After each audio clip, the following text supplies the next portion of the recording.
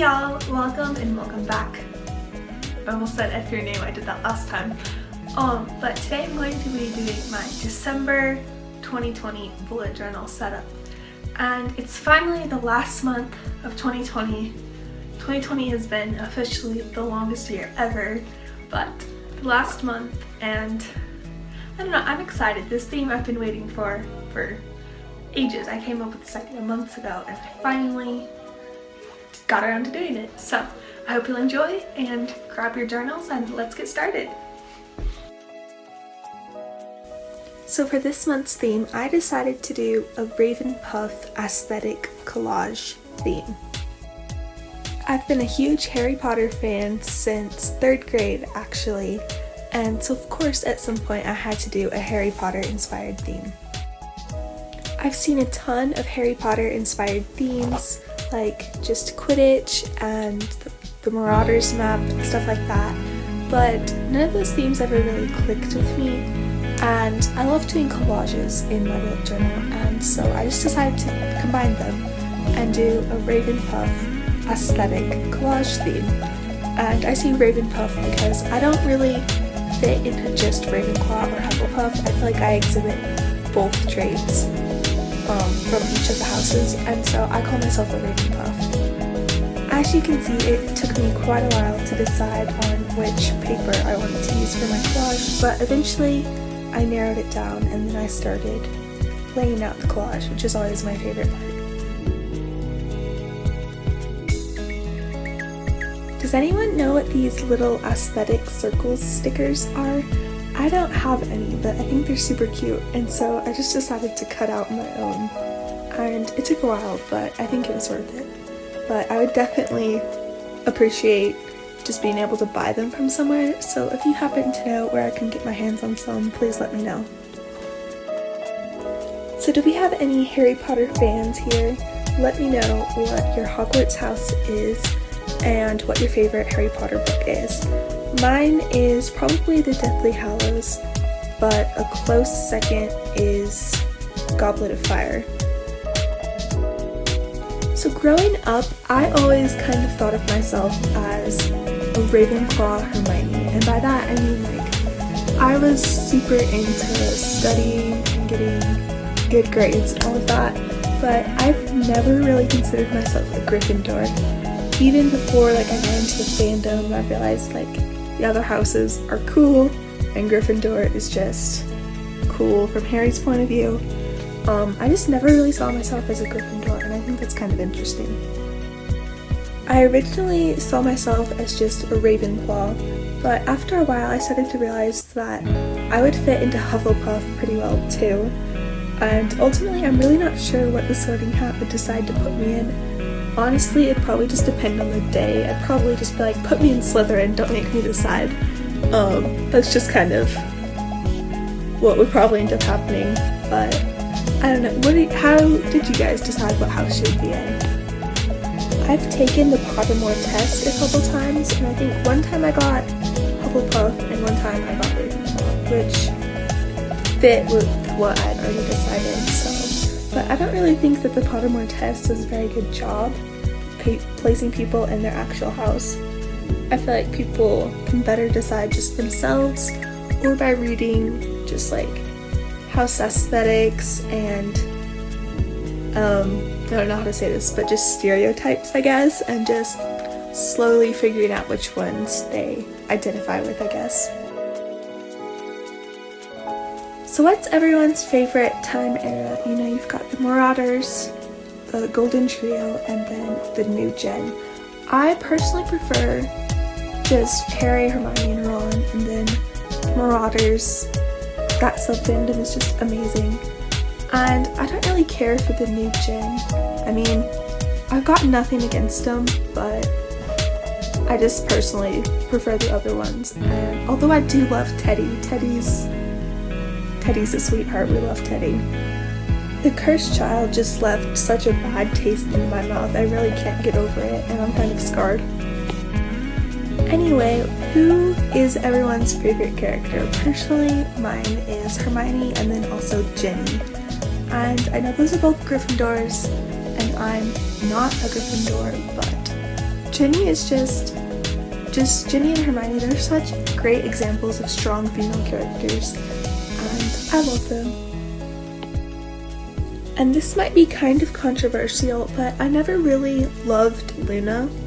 I mean, I've got absolutely nothing against her, but she just wasn't really one of my favorite characters the way that some people love her.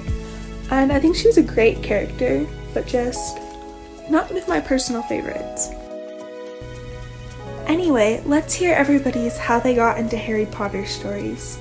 For me, I was in 3rd grade, and my mom gave me this book, and she told me I absolutely had to read this book. And now, this book didn't really have a nice cover. I think we'd gotten it at a yard sale or something, and it didn't really have a nice cover, and so she had to force me to sit down and read it. And the first chapter of the first Harry Potter book is kind of strange, and things don't really pick up until a couple of chapters in. But once I got past those first few chapters, I think I read the entire book in like a week, as a 3rd grader. And then after that, after a few more days, I got my hands on Chamber of Secrets, and I was hooked. I think I finished the entire series within 1 or 2 months. And from the 3rd book through the 7th book, I finished them all, each in a day. I was just a very speedy little 3rd grade reader. I didn't see the Harry Potter movies until a few years later, and they just don't really measure up to the books. There's not really anything horrendously wrong with them, but the books are always going to be better. Oh, by the way, the book that you're seeing right now that I'm using for the quote is actually the first Harry Potter book, and the Sorting Hat is singing its song about the different houses and their traits, and I decided that was a very fitting quote for my quote page this month. So if you're watching this plan with me and you're not really a big Harry Potter fan, I think you could still do something similar for a theme. You could do just your own personal aesthetic, and I think it would still be super cute.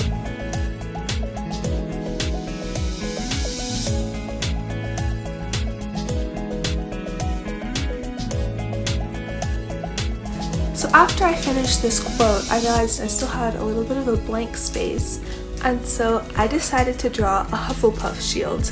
And this is definitely something I just came up with, but I thought it was really nice to just help fill the void a little bit, and I think it turned out super cute. So I just divided it into quarters and then filled it in with blue and yellow, and then added some black stripes just to kind of tie in the black of the Hufflepuff. And we are on to my brain dump page. So I decided to just do a 1-page brain dump this time, that's what I usually do, and just fill it a little bit of a different layout than I've been doing, just to mix it up a little bit. And yeah, it also turned out super cute. I particularly like the way the collaging turned out. It was a pretty easy collage, and sometimes laying stuff out can be a little bit of a struggle, but this time it went pretty smoothly, so that's a win. I did decide to cut out a little bit more of those aesthetic circle thingamabobs, and just to fill the space in a little bit. And then to finish it off, I just did an outline of circles all around the spread. And now we're on to my mini calendar. This time I also decided to do a 1-page spread, just because I don't really use my calendar for much, and so it doesn't really make sense to have it be a full 2-page spread. In case anyone is wondering, the calendar boxes are 4x4. On my calendar page, I also like to include a goals, notes, and Instagram tracker just to make maximum use of this space. Outlining this calendar was a real struggle for some reason. My pen kept not dying exactly, but just it wasn't flowing super smoothly, and so I just had to keep going over everything a couple times, but we got there in the end, so it was all okay. After I finished the outlining, I went through and just did little circles for all of the days in the month. I did do all of the circles in like diagonal pattern just to make the whole thing a little bit less chaotic and more cohesive. Overall, I really like this color scheme. I think the colors look really great together, and blue and yellow is one of my favorite color combos. I won't go on and on about color combos, but this is definitely one of my favorites. After I finished all of the coloring, I just went through with some calligraphy for the Goals Notes Insta and the days of the week. After that, I went through and carefully numbered the days of the month. I know I'm always scared I'm gonna mess it up and skip a day or add a day and the whole month will be thrown off. But luckily I did it with no problems, and so we're on to the habit tracker. For the habit tracker, I decided to bring in a different font. So I'm just doing this bubble letter font kind of. But other than that, the rest of the habit tracker is very similar to other habit trackers I've done in the past. While I was doing it, I kept thinking that I should somehow incorporate something to tie into the theme a little bit better, but I still couldn't think of anything, and I can't even right now, so we just went with these standard little boxes. Anyway, we're just going through outlining all the boxes. I decided to do 12, and then we are coloring in the bubble letters with the same pattern that we used for the calendar. I just realized I'm saying we instead of I. No clue why I'm doing that, but let's see if we can switch back. Did it again.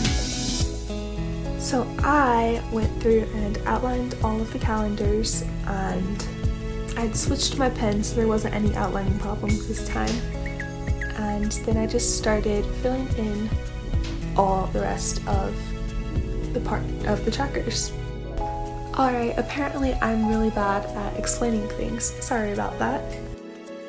After I'd finished outlining everything, I started going in and coloring everything randomly. I did not plan the distancing or the spacing out at all, so luckily it did not turn out looking like a hot mess, but we got lucky this time. I went through and crossed out all of the days that were not in the month, and then I filled in the blank space with a little quote that I made up off the top of my head, so it is what it is. After that, I got to work on a little collage for my exercise page. And by the way, in November I did almost absolutely no exercising, so hopefully I can get back on track for December, especially if I want to make that one of my New Year's resolutions. My tip for actually keeping your New Year's resolutions is to start them a week or two before the New Year, so that you can kind of get in the routine and you're more likely to actually keep it up into the New Year instead of being on that New Year adrenaline, I guess, and then dropping it after January 8th. So if you start it, in the middle of December, you can work out the flaws and adjust for the new year and actually have a greater likelihood of achieving your goals. So yeah, that's my little motivational TED Talk for today. I also decided to set up the first weekly of the month on camera. So I'm just starting off with a little collage on the right hand corner just to bring in some spice. And of course I'm adding a little bit of washi and a little bit more just to keep it up, and then we're just gonna start with the actual weekly part.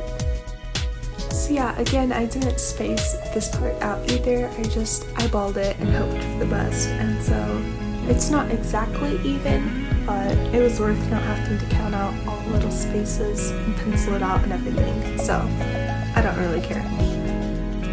And after that, I'm just going through and outlining all of the days of the week with my pen, and this took forever and my hand hurt so bad by the end of this, so I don't know if I'd totally recommend it, but it does look very cute, so maybe it's worth it to you. I don't know. I can't decide if it was worth it for me or not. It truly did feel like it took forever, but it does add a little bit something to your bullet journal and makes it look a little bit more finished and fancy, so I don't know, maybe that's worth it to you guys.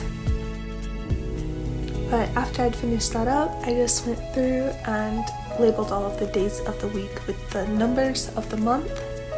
And I also added a little mini calendar just to help me plan out the days.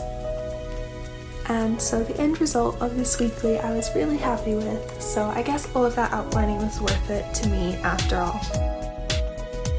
And here's the flip through of my December 2020 bullet journal setup. I really enjoy this theme and I hope you guys do too. Please consider subscribing. I post every Sunday, and if you like my rambles, I hope you'll stick around. Thanks for watching, you guys. Bye!